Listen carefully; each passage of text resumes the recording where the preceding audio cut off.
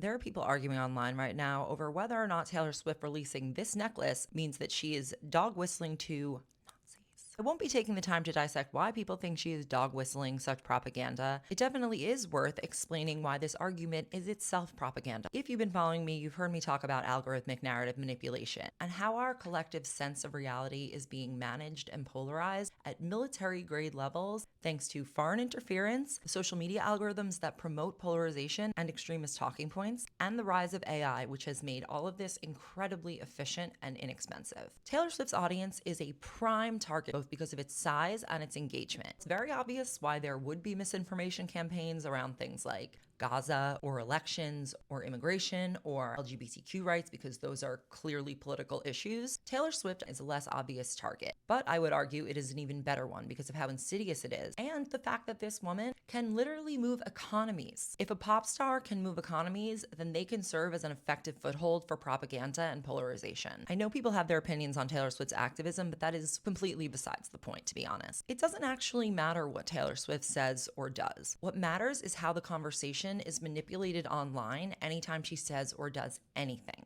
The goal is to hook into any potential issue in order to divide the Swifties, which, if you think about it, is a political bloc with collective interests because of how many women it contains. And people say, oh, her endorsements haven't mattered. Her speaking out against Marsha Blackburn didn't matter. Her endorsing Kamala Harris didn't matter. What I'm saying is that that doesn't matter. It's not about what Taylor does. It's about how bad actors can create yet another space for Americans to see each other as enemies and to argue over things that should bring us joy. And if you're someone who is engaging with this conversation online, it was pretty clear there was at least some level of bot or troll operation happening. First of all, the night it came out, within 15 minutes, there were already narratives taking hold. People hadn't even gotten a third of the way through the album yet. And look, I'm not going to profess to know what the source of all of this was, but I do feel the need to call attention to the way that algorithms have basically hijacked our emotional reactions to everything and programmed us to automatically turn everything into a culture war fight. I just want to remind people that these algorithms are showing us the things that are most likely to get the strongest reaction from us.